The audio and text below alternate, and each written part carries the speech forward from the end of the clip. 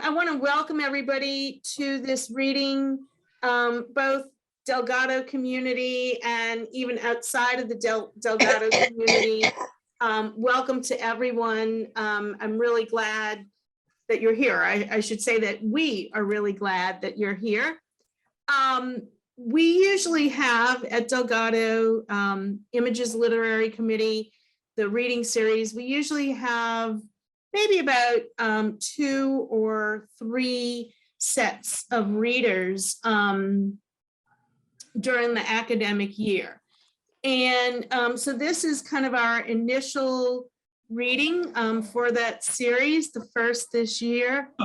And I'm really just so thrilled to have both of these poets reading for us. I'd like to ask everyone, with the exception of the readers, I'd like to ask everyone to mute themselves if they could. And that might cut down on some of the noise. And I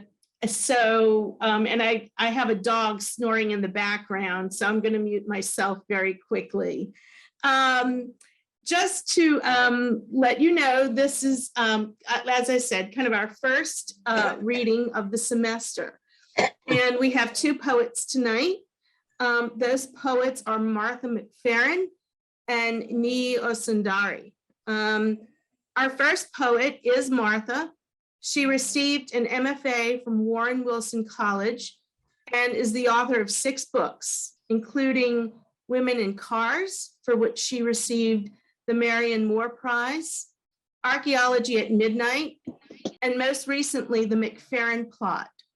Her poems have appeared in Georgia Review, Shenandoah, the Southern Review, and many other journals and anthologies. She is the recipient of an Artist Fellowship in Literature by the Louisiana Arts Council, a Yaddo Fellowship, and a National Endowment for the Arts Creative Writing Fellowship. She's a native Texan. She now lives in New Orleans, in Gentilly, with her husband, woodturner Dennis Wall. Please welcome Martha McFerren. Well, I sent Gina some poems like she asked to be used as sample poems of mine, and I picked them from among over 40 years of writing at various times when I was writing different themes. So I thought I would include a kind of a round of representative poems from different parts of my life today. And I'm just going to read them in no particular order. But the first one I'm going to read is a new poem, just came out in my mind the other day. It's one of a few poems I've written about New Orleans, and it's called In the Land of the Champagne Cocktail. You don't like jazz and you don't drink coffee. If you didn't eat seafood, New Orleans would be totally wasted on you. That's the gloss for the poem. A friend of mine said that to me one time. He wasn't quite right. You forgot something, Jack. When I, a girl, kept virtuous only by virulent enforcement, fled Houston for St. Swampland, I thought I'd move to boozy Jerusalem. No more treading that hoodwinked water in the Baptist full immersion tank. Not me, I'm swimming in spirits, which thrive around here when nothing else does. During Prohibition, you could buy a bottle in 8 seconds. It's sold in drugstores, cause and cure combined, which is efficient in its own astringent way. And sweet Dionysus, look at Doriacs, a grocery 2/3 filled with wine and foreign beer and the more implacable alcohol. You can cruise through the booths the way you visit a gallery on Julia Street. I discovered Texas craft sour pickled flavored vodka. Fascinating, despite the odd grammar. No bitter brews for me. I came from Texas, natural abode of prominent beer bellies, all sloshing to the polls and voting dry. Their bars are shamefaced cinder blocks with vinyl knife-sliced upholstery. I'll pass. New Orleans is in your face with ice cubes. More tiki bars than in Hemingway's Cuba. Dive bars that dove deep and never came up. sports bars for the saints and lots more for the sinners. Drive-through daiquiris, sazerac, mimosas, hurricanes, Bloody Marys packed with pickled acres of vegetation. If you don't like cocktails, move over to Texas, like my dry parents who decamped when I was paddling in amniotic fluid. Damn it, Daddy, why did you do that? Oh well, two poets I know own bars here. They're making money from the composition of drinks, not money, not words. No discount for poets, I know, I've asked. This is an anthropology poem. The fall is always the same when you're primeval. You find something to chew, make a little trouble, do some magic that keeps your specific vegetation recycling at wet intervals. Half the time you're mired in spatial boredom. Seeing all sides of the quarry at once was never a surprise. But there's satisfaction in being the people, oxygen's focus. Somehow God interferes behind your right eye and tells you what to be done. Whatever God is, whatever done is, whatever you are. Do it, and if blood ensues, it's not your fault.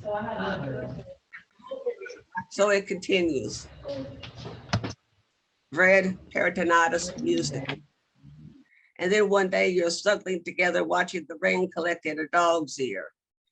With this arid stranger from the new business of sheep and goats comes wandering.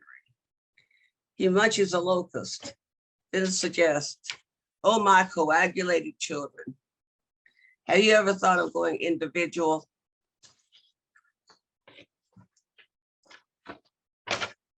This is from a trip I took to Ireland many years ago. Irish roads are impossible to figure out, and they don't mark them either, which make it twice as bad. Irish roads. The Irish elk, also red-haired and uncooperative, has left for legend. It could fit these roads. I don't fit either, and this car is smaller than any antlers. There was nothing on T59, if that's where I was, but elkless narrowness. Though I admit being lost and being almost gone are not the same, not any closer than cousin. Any tourist told me, it's Gaelic Zen, the assumption you must know where you are or else you could not be here. The truth is, they don't want us on their roads, which are on their country. I can understand the disorder of an American under every rock, but there are oh so many rocks to be under. But people, if you do not like our staring at your history, I think you should not have had so very much of it.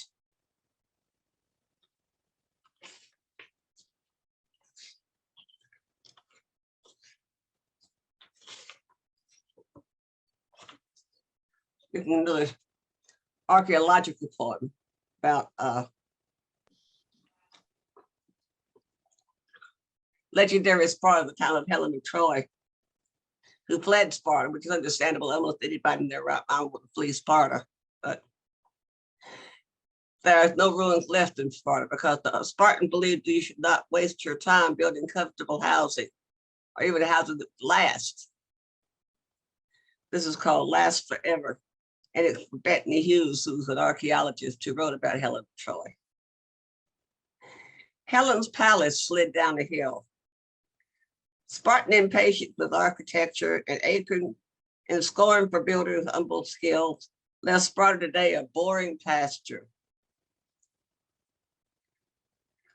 There's the Rotney, southeast of town, where sheer attrition brought on disaster. Chunks and crumbles and sod abound. Those who dig there and gently sift find broken things in the broken ground. Beads and spindles and votive gifts, painted flagons, bottles for scent, pretty essential age-old things. It's easy to guess for whom they're meant. A bit of graffiti says Helen's Shrine. but there is no shrine on this bland descent. They dig each summer and never find a throne or a humble windowsill, or gates like Mycenes, flanked by lion. Knossos and Pylos enchanted still. The Parthenon managed to keep its shell, but Helen's palace slid down that hill.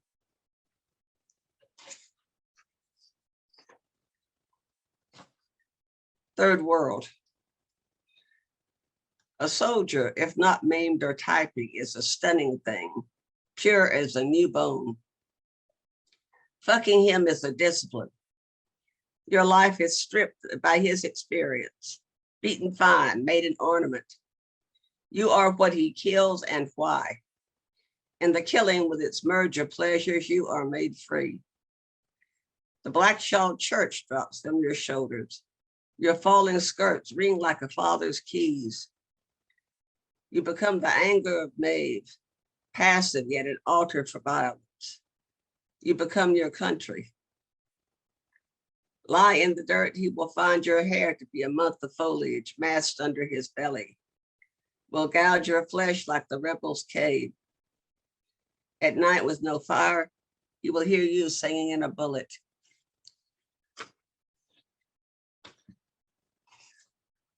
Over the years, I've written a handful of poems about the Japanese.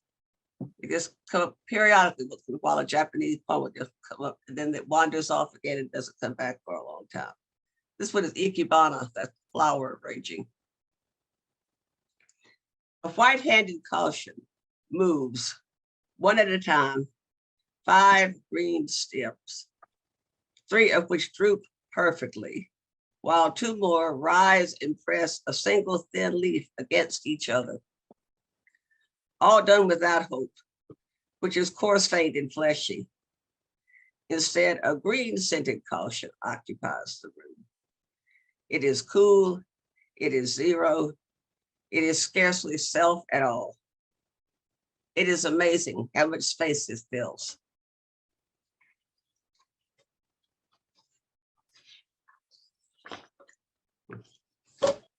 Dinner with the Major. The only older man in my younger life was an Air Force major, a serious pilot who bombed Vietnam. You might gasp at this revelation. The man believed I had a nicely packaged set of ideas. He took me to a restaurant with very dim lights and ordered beef Wellington and asked for indulgence new to me, and one I never wished to eat again, even if paired with a sophisticated salad. Amid place settings and stemware, the Major proudly scanned the room, then beamed at me and said those words longed for by Father Hungry ingenues. Go ahead, say something intelligent.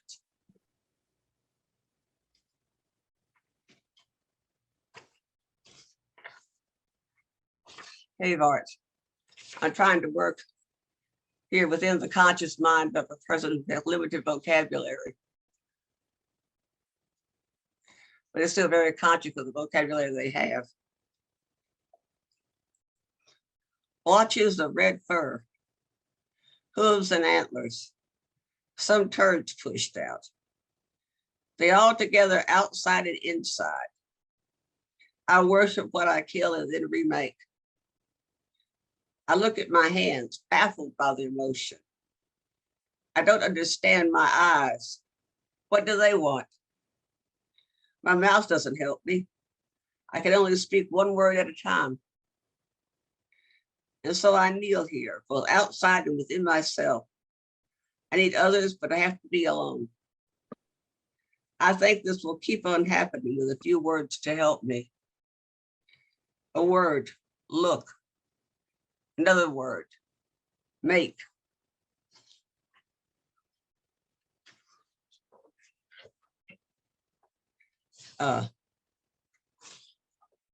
I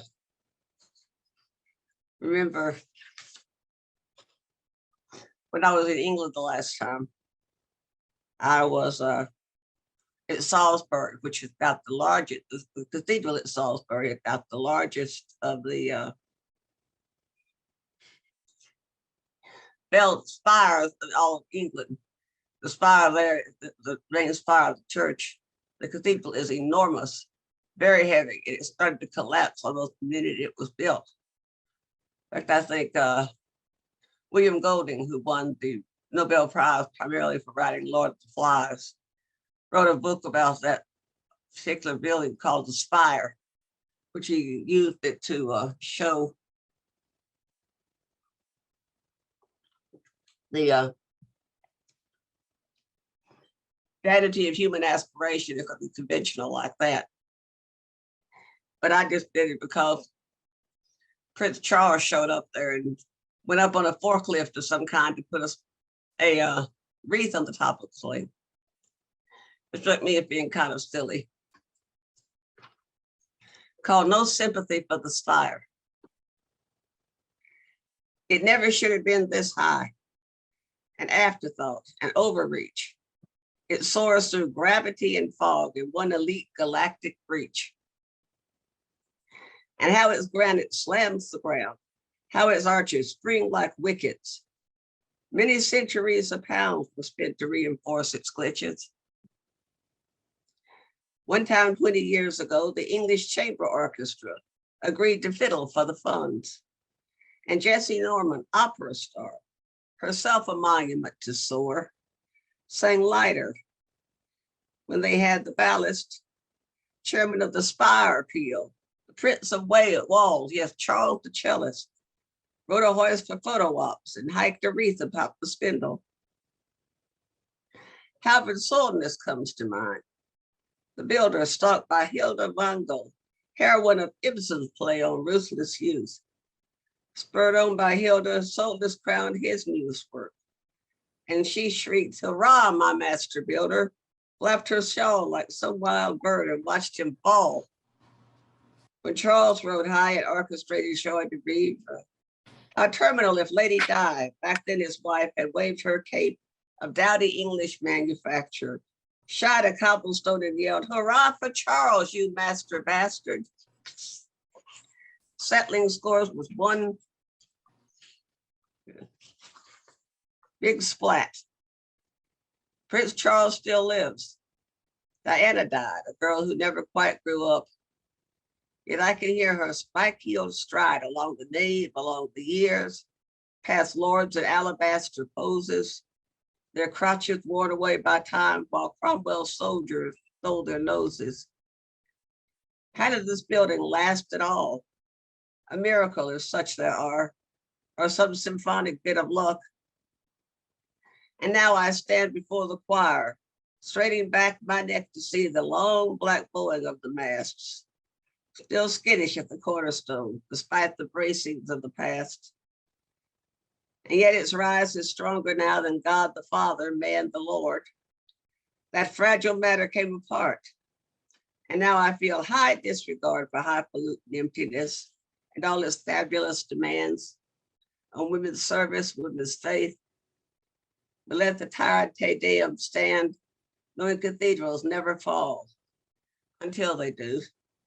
Its carapace is safe with me and all my sex. Maybe may just be left in peace, the troubled waters of our own. As men build up to stab the skies, we women curl into ourselves and nurture our lower memory. And look at last in here. This one kind of sums up my life's work so far anyway, called Slender Volumes.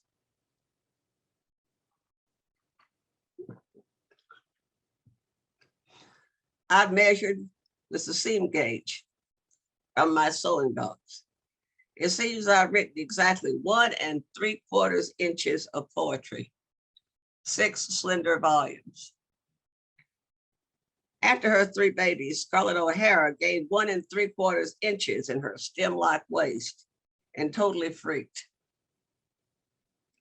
To her, it was excessive, but I'll admit it's tiny beside the warehouse dealerships of Dickens, Stephen King, or Henry James. We poets lead concentrated lives. Gail Barton, who condensed meat and milk, might have loved us if he'd noticed. Most people don't. Even the ones who read stroll past my booth at conferences, not caring that I've squeezed into my work Greece, Japan, the decent parts of Texas, moments of bloody violence, Brussels sprout, the Anglo-American folk canon, Ireland, and assaulted chunks of the Golden Barrel. Negative capability is overrated. I managed to impose my will on 1 3/4 inches of the universe without yet writing anything about pigs or antimatter. In my time left, I might assert myself a full 2 inches. I think that's about enough for me tonight. Okay. That goes my 20 minutes.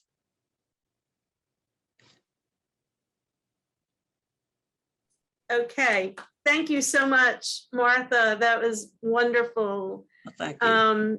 Thank you for really sharing. I'm so glad you shared cave art and your poem about the cathedral as well. All of them were really, really wonderful. And I know your book can be gotten from DeVille Press, right? Is that right? The last book. The last book is from DeVille Press. Okay. You can get Archaeology at Midnight on Amazon. Okay. That a few books you can get from Amazon of mine, but they're mostly hard to get at this point. Okay. And I know you also have a reading coming up with Peter Cooley, who is here. Yeah, Peter's here. Peter Cooley is our former poet laureate. Both Peter and Martha will be reading at the Jefferson Parish Library. I believe that's Saturday, November 5th. Is that right? Guy Fawkes Day, the 5th of November. Okay, and then is it at what time is it? Is it 1 p.m.? I've forgotten now. Peter, is it 1 p.m.? 1 p.m. At the Jefferson Parish Library. Not the one on Napoleon, but the one on Metairie Road. On Metairie Road. Okay. On Metairie Road, that branch. I think they're having trouble getting enough of the other equipment from the flood out of the main reading room at the library on Napoleon. So that's the problem right now. Okay. We'll be at the branch that's on Metairie Road. Okay, so that's coming up on November 5th. November the 5th. Great. All right, so thank you again, Martha. Wonderful, wonderful to hear your work. The next poet who's reading is Niyi Osundare.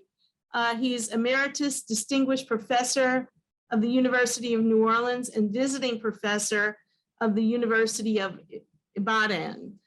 He is the author of over 20 books of poetry, 2 books of selected poems, 4 plays, 2 books of essays.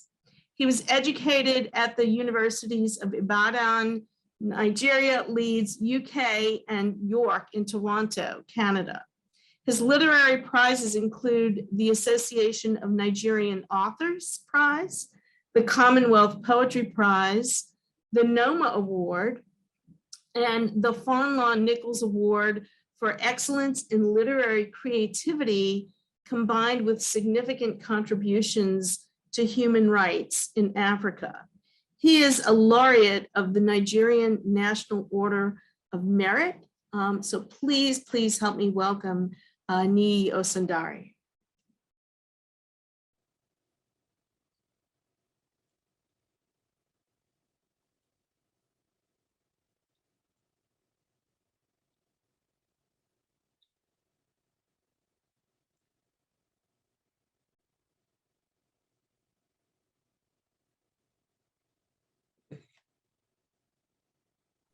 Yes. Can you hear me now?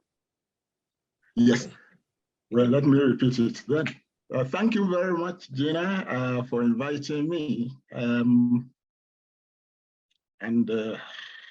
My greetings to you and the Delgado community.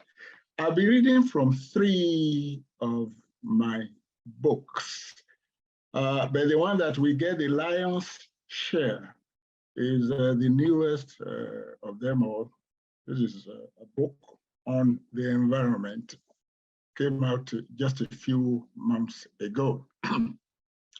As will be evident and audible, my performance as I go on, you see that I'm not really an English poet. A critic has described me as a Yoruba poet who writes in English. I write in both languages. Yoruba is my mother tongue. That's a language spoken by about 40 million people.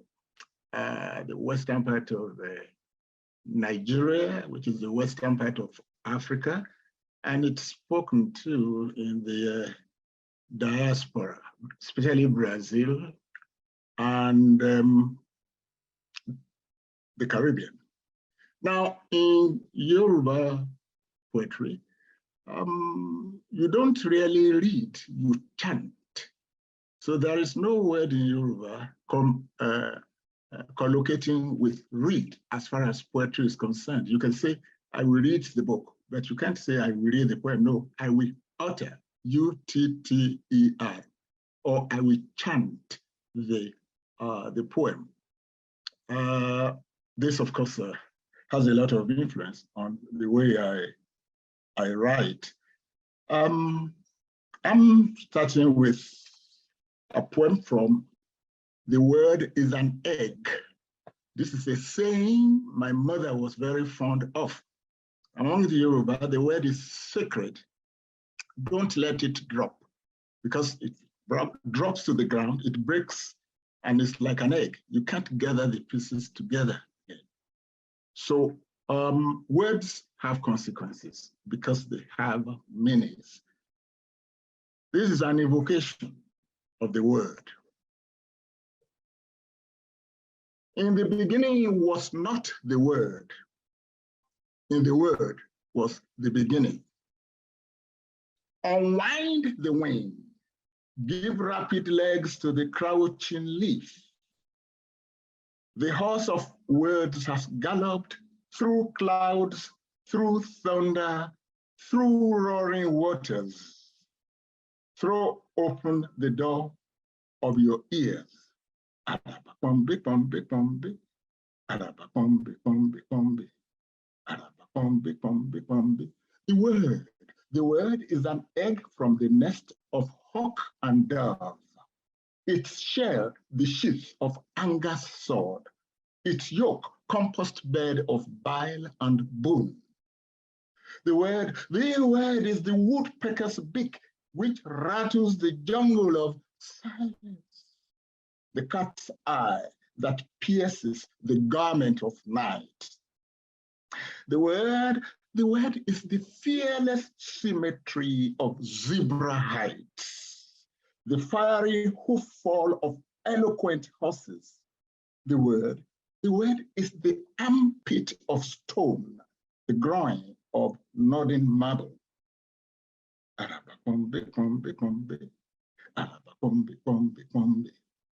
I see the word, plumbing distant clouds for echoes, echoes, echoes, echoes of golden idioms.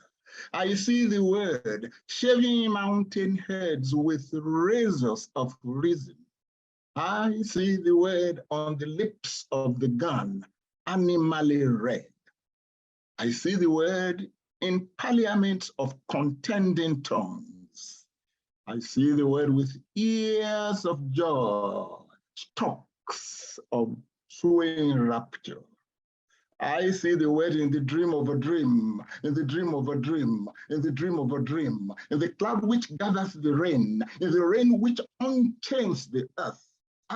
Abuta, eja okun, abuta, eja osa, adun ni lenu, madun ni lorun, araba pombe, pombe, pombe, araba pombe, pombe, pombe. The word is the ashes of starlight, the rainbow of vagrant skies. The word is rocks and roots, sand and stone, rust and dust, love and lust. Arabapombe, pombe, pombe. Arabapombe, pombe, pombe. The word is the Simri song of the Ards, the lyrical breath of fire on clay. The word The word is the hem of the barber's razor, the foot sounds of the sun on the tarmac of the lake. I see the word in the tarmac of the lake. The word is rain, the word is dust, the word is dust and rain. The word is black, the word is white, the word is black and white. The word is life, the word is death, the word is life and death.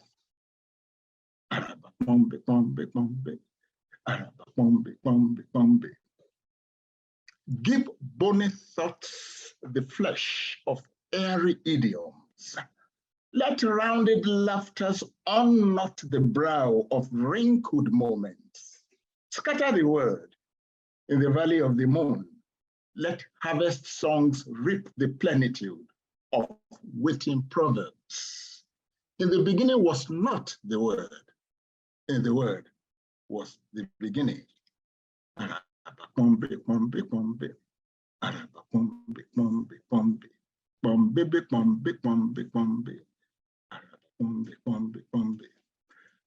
My next poem is from Green. That's the title of my new book, Size of Our Alien Planet. I have an almost evangelical zeal as far as the defense of our planet is concerned. Often people ask jokingly, oh yeah, you're a poet. Do you think you can save the world? Oh, well, when people ask that kind of question in the US, the answer may be yes or no, but in Africa, it is a resounding yes. Art has a purpose, because without people, there will be no art. So your art is also among the Yoruba. Beauty is in the form as it is in the content. You cannot really separate the two for any length of time. In fact, it's a dialectical relationship between the two. So the Manichaeistic way of the binary of, oh yeah, this is form, this is content. You can only separate them up to a point, because beauty is a function of both. Now, this is the way I see myself as a poet, and the way I see society too. I am concerned, very, very concerned. My father was a farmer, my mother was a cloth weaver. I grew up, and I still live there in Nigeria, when I'm not here, in the rainforest area of Nigeria. When I was young, my father took me around the forest and used to tell me, when you talk to a tree, listen very well. The tree talks back. Our earth is sacred. Don't waste it. Reminds me very much of what I hear Native Americans say here in the US, or the Maori say in New Zealand. So this is Green, Size of Our Alien Planet. I've just read a few. The first one is called Hole in the Sky. Just read a few sections from there. The ozone layer and what this terrible heat will get me all over the place, climate and all the warmth, what they are doing to the planet. Hole in the Sky. This is a choreo poem, supposed to be accompanied with some kind of sober, not hopeless, but sober music. Kokoba, kokodi, kokodi, kokodi, kokoba, kokodi, kokodi, kokodi. Tell my story, said the earth to me. Oh, tell my story the way it is. Don't sugarcoat its bile. Don't varnish its rust. Don't cover its scars with pretty words. Tell my pain the way it is, the way it is, the way the way it is. Tell my pain the way it is. Kokoba, kokoti, kokoti, kokoti. The day the river caught fire and the lake burnt like devil's oil, the mountain coughed like a broken giant. The sky's eyes were red with grief. Factories whose lethal spills provoked the plague lay fortressed behind the hills. Ayekuto sighted their owners on their way to the city bank. Kokoba, kokoti, kokoti, kokoti, kokoba, kokoti. Ever heard fruits arguing between the leaves over which got the deepest dose of the pesticidal plague? The poison killed the pest and later buried the people. Kokoba, kokoti, kokoti, kokoti. The thunder of the sea rattles the silence of the sky. Wailing whales wonder about their woes. The deeper the dolphin dives, the shallower its desired relief. Kokoba, kokoti, kokoti, kokoti. The desert marches towards the sea. The desert marches towards the sea. Fire in its eyes, mayhem in every moment.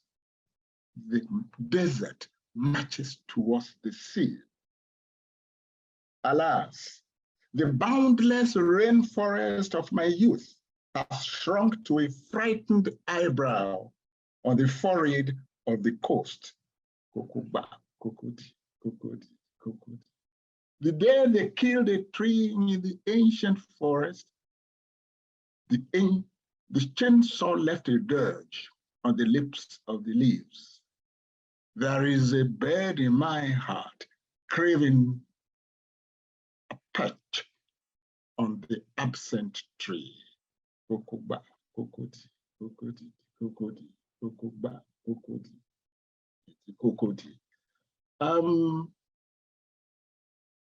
Again, we deceive ourselves when we think we can hide in one little corner and practice our art while the world outside is burning from all kinds of plagues of racism, plagues of classism, gender discrimination, and so on. All things are connected. That is what nature tells us, really. So climate of fear. In Yoruba cosmology, the sky is one big umbrella above all our heads.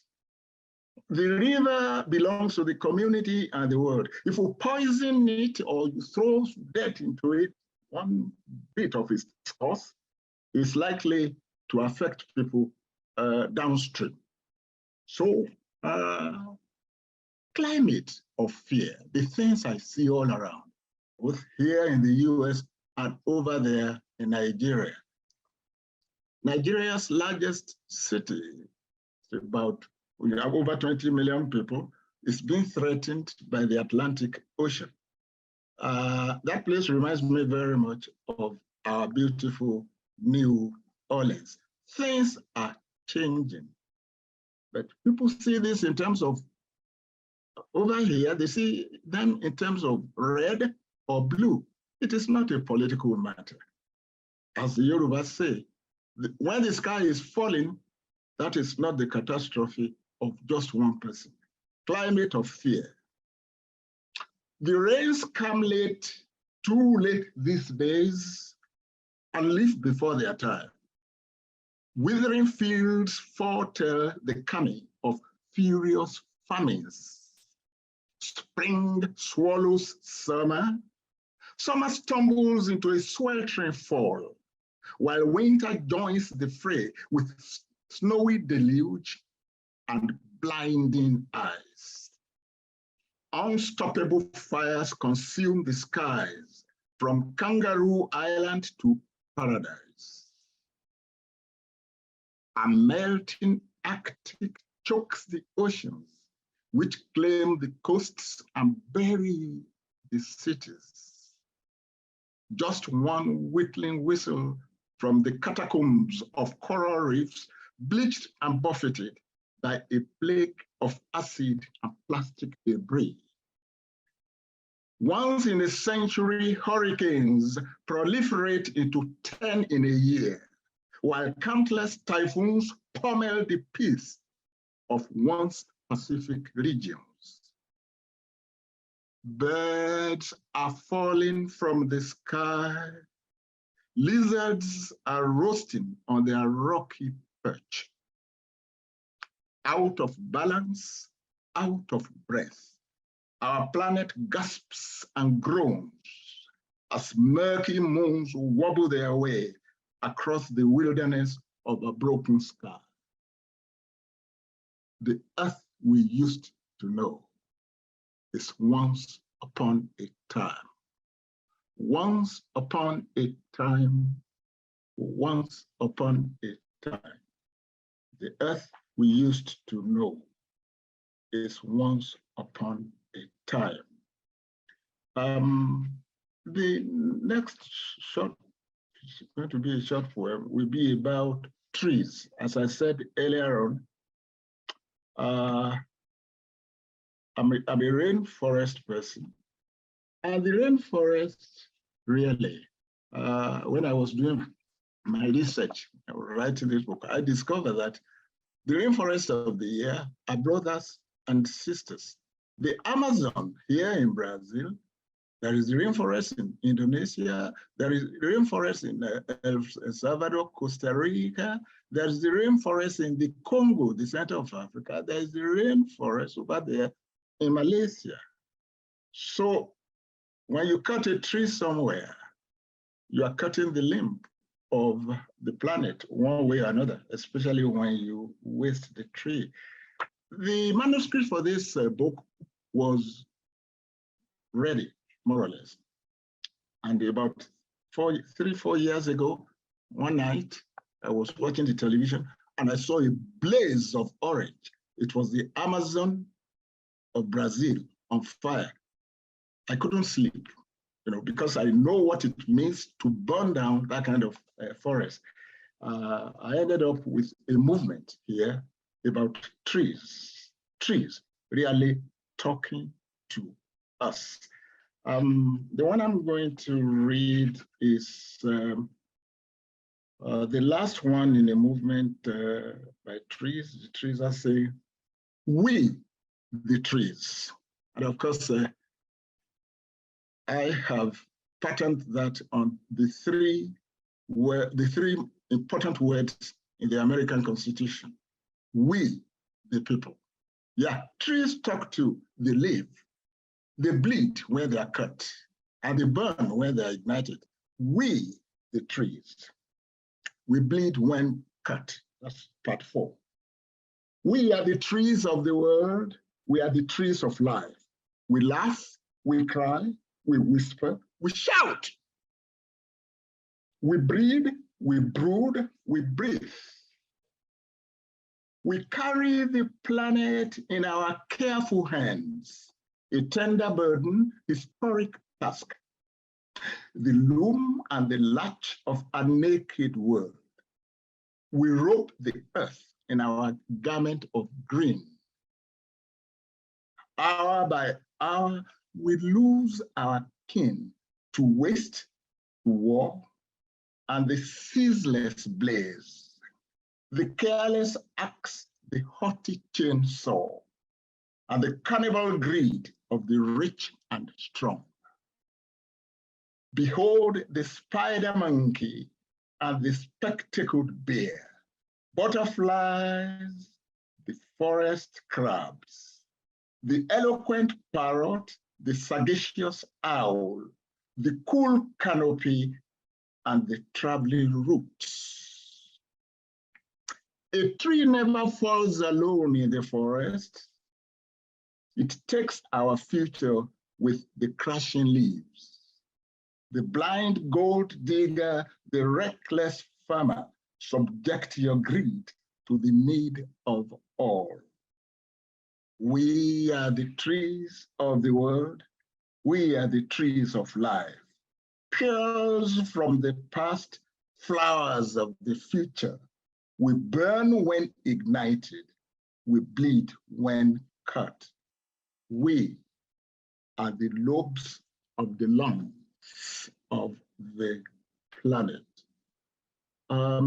Talking about climate change and why this is universal, but also why our debate about it, our care for it should be universal, not politicized.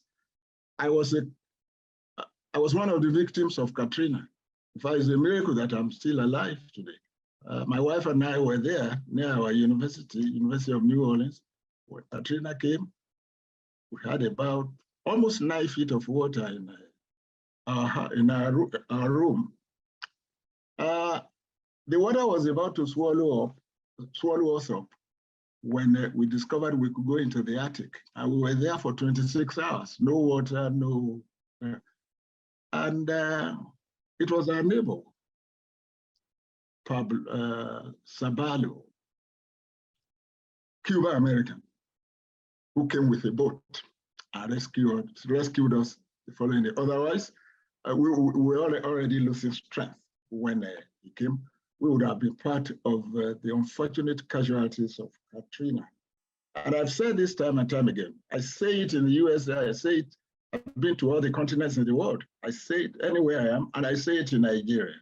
You know, hurricanes are no longer just natural disasters. We cause them with our carelessness and our greed. The way we cut down the trees over here in New Orleans, there is danger, just as there is danger in Lagos, Nigeria. So what do we do with water? Incidentally, Osundare, my father was named after the longest river in the western part of Nigeria. I'm a water person as well. I have this short poem in City Without People. Water never forgets. Water has its own memory. Its drip, drop, drop, dead hints. Its mindscape of echoes. So when we steal its swamps, unfin its fishes, and trample its shells, when we scoop its heart, steal its span, and cement its stomach, it never fails to roar back and reclaim its trespassed honor. Water has memory. Its mouth sizzles with vengeful teeth. On a lighter mode, I have just 2 or so. New Orleans, beautiful city, no doubt about it.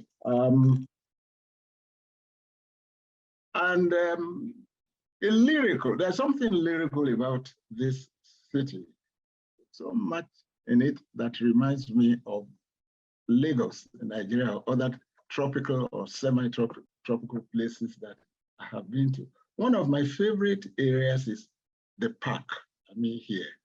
I like the oaks and their beards. And so one spring, a couple of years ago, I wrote this poem, Early Spring in City Park. I think it's on the page 2 here. Yeah. Early spring in City Park. Northern winds have beaten a cold retreat to their Arctic roost. The oaks, ever alive, break into olive sweat. Their moss, Spanish and smoothly gray, swinging soberly like a grilled beard. New poems erupt at the end of silent branches. Their music mellow from the green prosody of the wind. A joyous squirrel ruffles the air with its restless tail. It sprang pranks lean, it's chuckling, one moon from mature laughter. My eyes memorize these lines from the book of a wild awakening. The hibiscus's precocious body, a riot of pollens seeking anchor in friendly places. The throaty serenade of mallard ducks gliding enviably on the chilly lake. Summer's song is still a foliage away.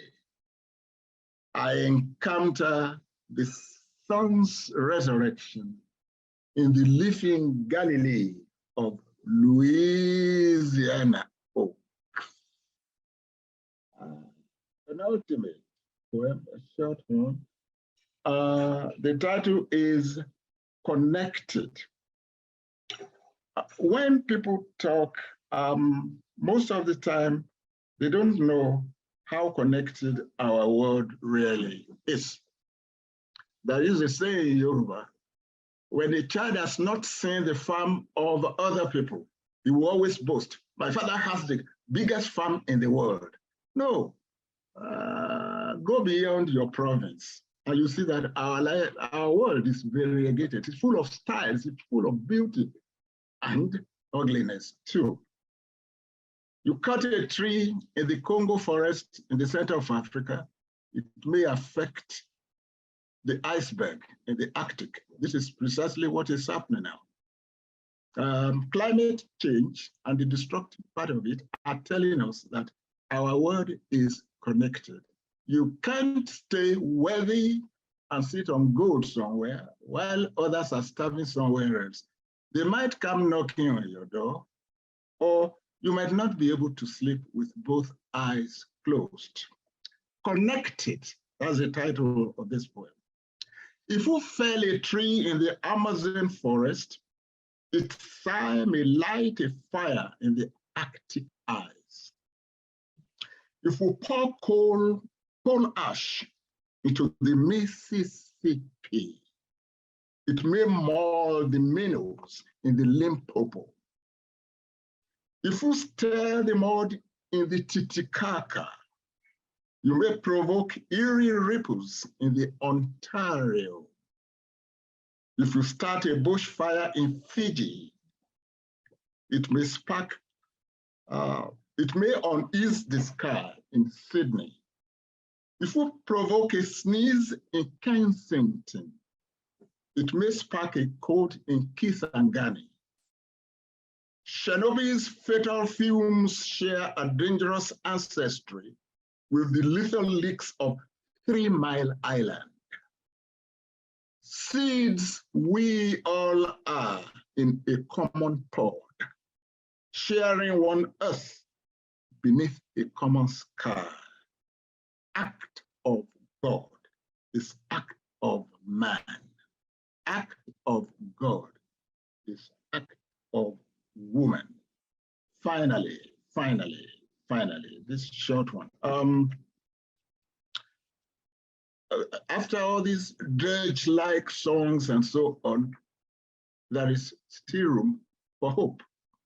It's extremely important that we keep hope alive. There is this short one, which actually, when I was writing, it was at the back of my mind. It was one of my favorite Christian songs. I'm no Christian. I don't have any religion. Humanity is my religion. But I respect all religions. And I believe that the human being is a spiritual being. All things bright and beautiful, the Lord God made them all, and so on. Human beings also make them. So still we think of life beyond the geography of pain, far from the quirky temper of violated mountains. Still we think of rivers proud of their water, of forests which adore their trees. Still we think of the melody of the light which embraces the dawn, the breeze which pulls the beard of aging palms. Still we sing of the rain which provokes the seeds, the conspiratorial canopy of laughing leaves. Still we sing of the invincibility of the human spirit, the laughter which survives the storm. Still we sing of a planet sane and sound, of all things green and beautiful. Thank you.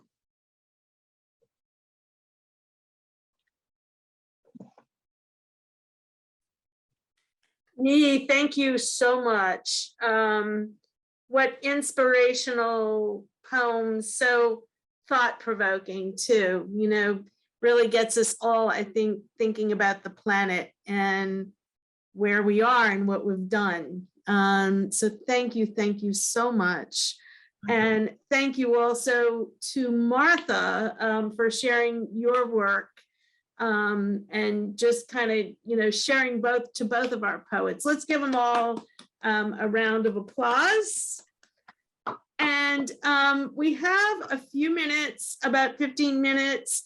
And so I'd like to kind of open it up for questions for the two poets.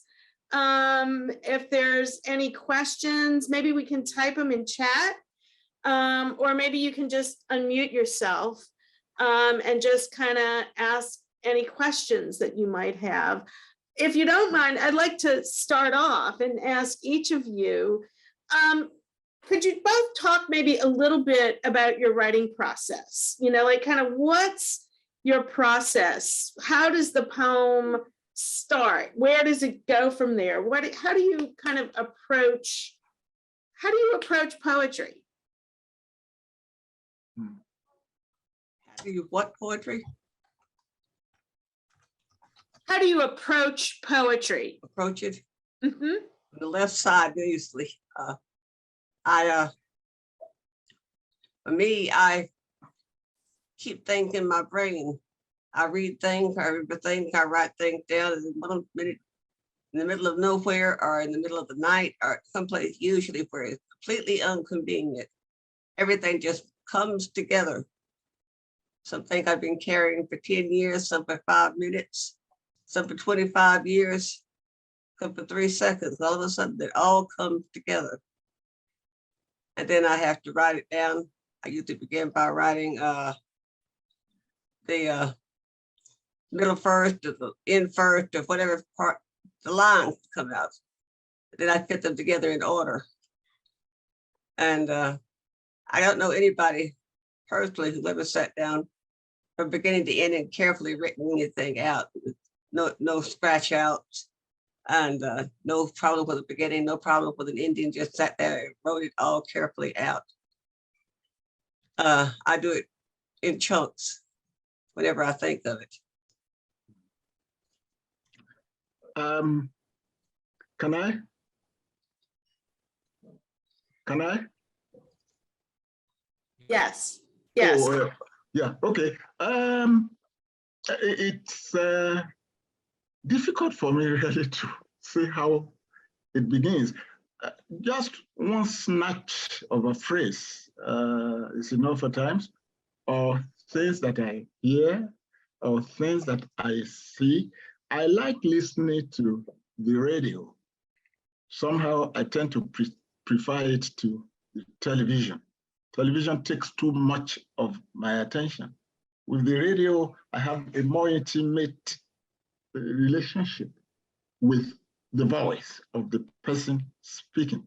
So there are times I hear a word or a phrase that, oh my God, that sounds poetic, and I put it down, and a poem grows out of it. And one other thing is passion. I think I have quite a bit of it. I don't know whether one could actually be a poet without having passion. I can't see injustice and look away. Doesn't really matter the color or creed or class of the person perpetrating the. When I walk down the street and I see hungry people, I also feel hungry. That's the way I was brought up. My mother would tell us her children. That's the saying in Yoruba. That is, one mouth must not do all the eating while all the other mouths are waiting. If we allow that to happen, those other mouths will eat it. So social justice is extremely important to me. So I get a lot of my inspiration from there. For about 40 years, I have run a poetry column in a Nigerian newspaper. I'm still doing it. Nigeria gives us, Africa gives us a lot to write about. We are a struggling people. We can't be complacent. So there are ways you tell. During the military era, we had to fight for our democracy, our own. This is why I keep saying it. The way American democracy is going today, it has to be salvaged for the interest of the whole world. Somebody who was born into colonialism and then after that military dictatorship, I know what it means not to have your rights. So when military dictatorship was there, I was a university teacher and we were being chased all over the place by the soldiers. The only thing you could do was to write indirect poems, at times underground and so on. And to keep silent would be to die. And I think there is a way in which poetry and art, prevent us from dying. So poetry for me is life. It's as important as oxygen. That's great. Thank you both. We have quite a few questions. I'm going to try and get to as many of them as I can. For Niyi, what made you so environmentally aware? And for Martha, do you have any more poetry about New Orleans? So that's kind of a question for each of you. Well, I'll say that it's amazing that I don't have a lot of poetry about New Orleans. I left Texas when I was 29. Haven't lived there since then. And yet, once I left Texas, I began to write about it a great deal.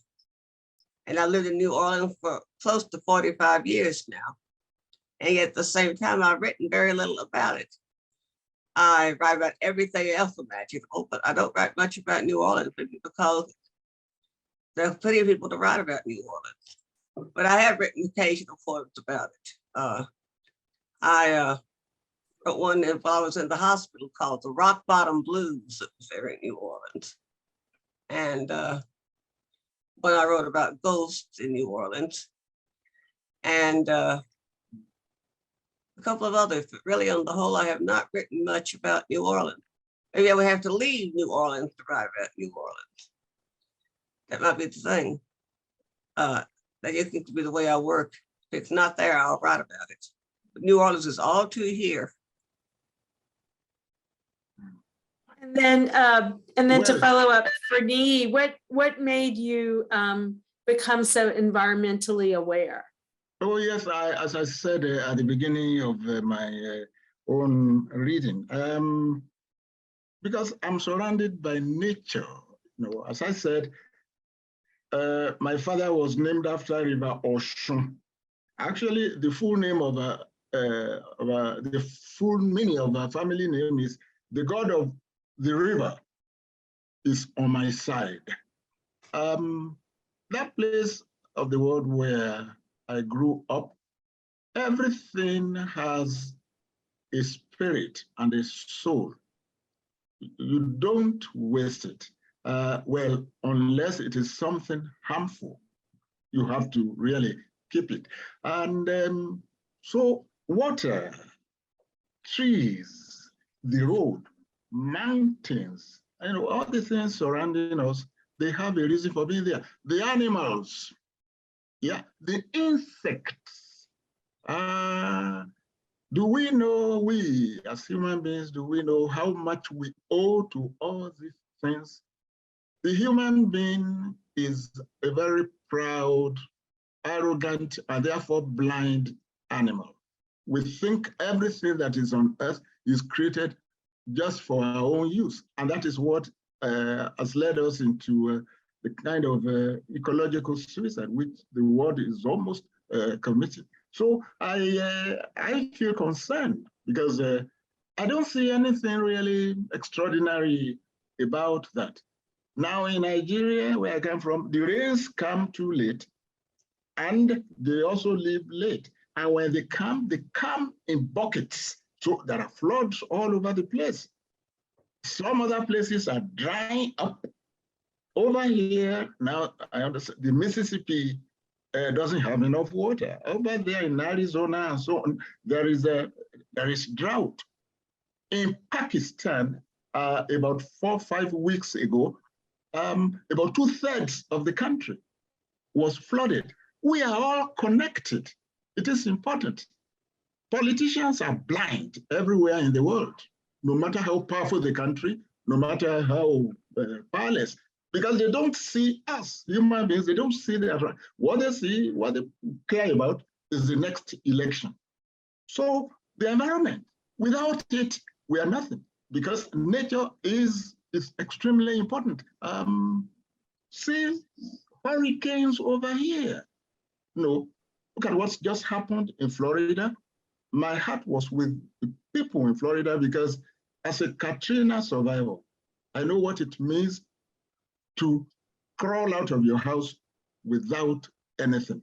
So yes, looks to me like the next point of battle, in fact, we are already fighting it, is going to be a fight for a struggle for the environment. We need to preserve we are like birds that are destroying their nests. Another question, thank you. Another question is, did either of you write as children? Did you write as children? I wrote a little as a child, but not just poetry. I wrote stories, things like that. I didn't begin to really write seriously until I was in high school, but I had nobody to talk to, nobody to compare stuff with. I was very isolated. And until I got to college, I began to write more seriously. And then I decided I was going to be a poet. Probably stopped being a poet because I would have other things to do. And then finally I came to, I thought I was going to be a poet. I'm getting older and older and I'm not a poet yet. So I decided to take a night class out at the University of Houston at Clear Lake City. And things began to come out. And I said, well, I guess I am going to be a poet. But I didn't begin to really write seriously until I came to New Orleans. Within a matter of 2 weeks after I came to New Orleans, I went to the New Orleans Poetry Forum and met them and began to write seriously. And yet many of the things that I wrote about even years earlier were in the stuff that I began to write. But I didn't write that much. I wrote journalism. I did journalism for the paper back home. And poetry just was always there waiting to grab me. But I evaded it for quite a time. But I quickly read it as a child. And that's the way you become poets. You don't sit there and you think, my goodness, someday I would love to find a way of expressing what I feel about a beautiful sunset like this. When you read a poem, you say, yeah, but I can do that. You don't start from nothing, you start from the material that's around you. You see the poem what other people wrote, then you begin to write your own. And that's the way it seems to be normally for most people. Even if you are in the literate culture, you do the same thing with a oral presentation. So I just read and wrote. But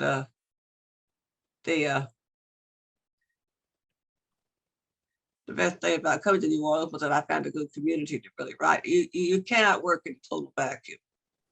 I mean, even Emily Dickinson would mail poems out to people, if you're closer as she was. In fact, I had a poem I wrote in the first book I did, The Delusions of a Popular Mind, about a man who says to me, I have poetry I've never shown to a living soul. He got very smug about it, his sensitivity. He writes clearly for himself and not for the crass world. I think Emily Dickinson sent her stuff out, you bozo. But the novelty of having a group to work with here in New Orleans really helped more than anything. But what came out of that, not much in New Orleans. Not much in New Orleans. Not yet anyway, I still yet produce something. I just finished writing this boozy tribute to New Orleans a few weeks ago, so yeah, we'll write more. So you're still here. Maybe that's part of it, you know, because I think you left Texas in order to write about it. Yeah. If I left, I'd probably write about it a great deal. But well, I could leave. Well, I'm not going to leave because I'm too old to leave now. But I could leave. I'd like to go to New Mexico or North Carolina, or Kentucky even though the assholes are representing Kentucky in the government. I would still like to go there. But I'm here because maybe eventually something more will come out of New Orleans for me, other than the ghost poems and the other things like that. And somebody asked me though if I was what I thought about Queen Elizabeth's funeral.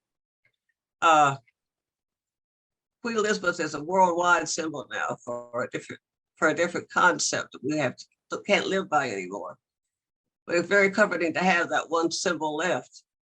She not only for the Commonwealth, but everybody who's literate in the world seems to have some interest in English royalty. After they threw him out of office, kingship in Egypt, King Farouk once said, pretty soon there will only be 5 kings left on this entire planet.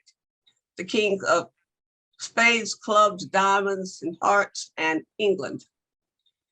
And he was right. I think there'll always be a king of England because it's a great export for the country, a great tourist draw to the country, and it doesn't exist anywhere else now anymore. The royalty of Thailand, no big deal. The royalty of Norway or Sweden, no big deal to anybody. The Greeks, through the Greeks out there, through the Germans out there, through everybody else I think of. It's the responsibility of England to keep that kind of memory alive. I don't know why, but they do. Because the world needs to have that kind of a concept of a great leader who comes there by pure force of being rather than any achievements. Because in her case, any force of being would be a big problem for her, just because she didn't have any. Oh, okay. And Niyi, to ask you about how did you write as a child? Was that Not something that? all. No? Not at all until I got to high school. I have been asked this time and time again, what book did you read when you were young, this and that. The environment was different. It culturally rich, very, very rich environment. I actually grew up seeing different kinds of drums, hearing different kinds of songs, participating in different kinds of festivals. My father was a farmer, quite right, but he was a song composer and a very good singer. And so different dance styles and so on. The oral competence was because we had oratorical competitions without really writing anything down. I must say that, well, I once said this in an interview I had many years ago, that I met Shakespeare on the streets of Ikere-Ekiti. Ikere-Ekiti is my hometown. I met Shakespeare before I ever knew that he existed, before I even ever heard his name. What I mean is the drama that I see on the proscenium stage later, I already had encountered in the streets, in the festivals, extremely rich festivals. Each festival had its own set of songs, its set of drums, the tune, how you beat those drums, and then the kind of dances you had to execute to those drums. So it was art. And then there was sculptors, and there were poets who sang from place to place. It was when I got to school and I started reading that what I did actually was to transfer my oracy into literacy. You know, oracy is extremely important. I was well prepared for school, not through the pen, but through experiential strategies, the things I had seen.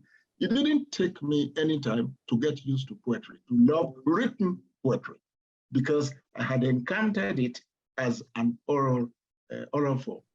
And I must tell you that that is still very much with me. The way I published my first poem when I was in final year in high school. But that was when I had added literacy to oracy. At the moment, I'm really in the interface between the two. Interesting. So I think we have time for one more question. And this one is from Darlene Lewis. And she says that she wants to really congratulate both of you on your awards and prizes. And she has a question. What writers do you enjoy reading? And then how did you get started as a poet? How did you get started? I think kind of maybe you went over that a little bit, but what about readers that you both poets that you both enjoyed? Or writers? I have a secret vice. I like the Victorian poets a lot. And I like the Georgian poets. And I'm writing more and more rhymed and metered stuff myself. But I read what I came across. Like I said, the first few years of my life was spent in a very limited environment. As a matter of fact, one time, a few years back, I had to look in the World Encyclopedia. I tell you, the World Almanac, which is full of all kinds of really dumb stuff. And they mentioned places in the United States that were the most culturally deprived compared to the amount of money they had to spend on culture. And I was sitting right in the middle of two of them, but they overlapped. So there wasn't that much for me to work with. I didn't know anything about modern poetry when I was in. The most I knew was what was in the textbook, which talked about the time of T.S. Eliot. So anything like that afterwards, I had to come by on my own. When I went to Houston at first, I was spending most of my time with the National Organization for Women. I organized a poetry reading there. And I began to dawn on me then that I had to catch up with modern poetry very much. I had to go out and find a lot of stuff for the readers to read for the poetry performance, including Anne Sexton. And then Anne Sexton came to town, and I got hold of the meter so that I could, Miss Sexton, this young lady has been reading your poetry all over town to people. My first thought was she's going to punch me on general principle, but not asking her permission to run all over the city reading poetry to people. But you hear, oh, really, which one did you like? Of course, tell them which one they liked. And we were good friends then. I tell her what but I had to learn the hard way, but there was no classes for me today. I couldn't take the classes. I'll get a double major, English and history in college, and then library science. I didn't really ever have much time to study literature. That was ridiculous. But what comes out? I wish I could. I had a real gift for writing history. I like that very much, but I don't have a gift for writing history. I write about history. 2 or 3 of my poetry seems to be about history, one kind or another. But I had nothing really to say on that. Well, I could keep you from now till tomorrow morning, telling you the poets I have read and liked, and also the poets that have had one kind of influence or another on me. Basically, my first set of poets were not writers, as I said earlier on. These were traditional singers and performers and griots and thinkers. Yes, in Africa. Those were the ones, as I said, who taught me oracy, which I then added to literacy when I went to school.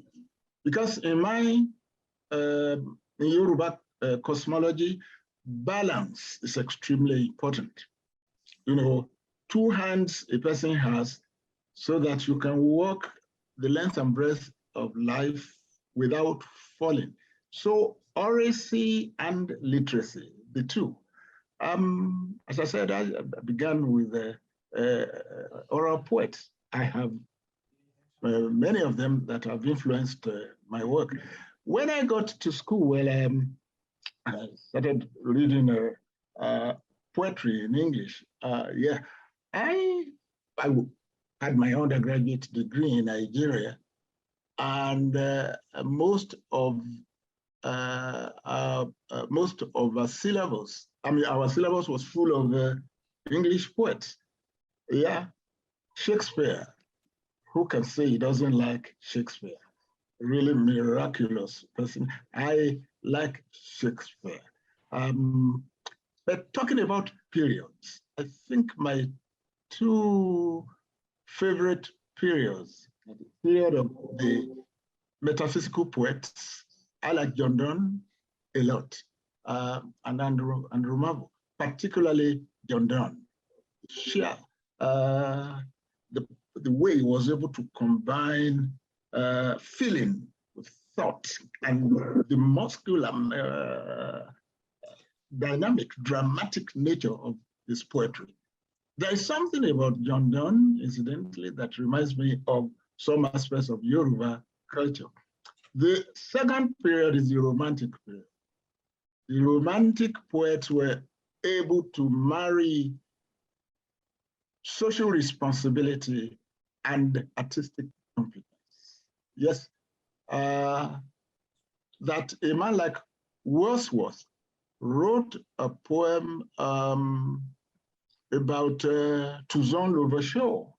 I mean, you know, the man in Haiti, he had never been to Haiti, and the things that were happening got to him over there in his romantic England, and he did a poem on that. What about Shelley and his poems? I like them. No, America here, my favorite is Walt Whitman, no doubt about it, because not just mine, over there in Nigeria, we perform his poetry. Many people actually think, oh yeah, what part of Africa is this? Is that man from? I said, oh yeah, he's from a part of Africa called the United States. That is really the beauty of art. So when I began to read Pablo Neruda, and I saw that Pablo Neruda was referring to, his friend in upstate New York with a sheaf of wheat in his hands and so on. I said, yeah, this is the connection we are talking about. Like Pablo Neruda, a lot. And African American poets, it is not just the poets. It's not possible to read the prose of Toni Morrison without distilling the poetry from Margaret Walker or Langston Hughes. Langston Hughes has such a Taylorian and such a colloquial force in his poetry that takes me back to Yoruba oral poetry. In India, Tagore, oh yes, they're all over. In the Middle East, you know, whether it is Hebrew poetry or Arab poetry. So my taste in poetry is really very, very wide. I'm insatiable.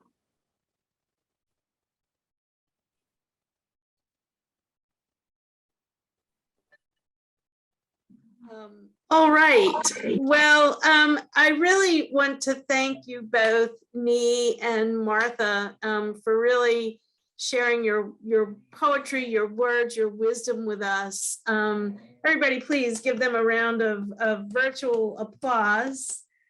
Thank you so very, very much. We're all better as a result of this experience, for sure. So thank you both.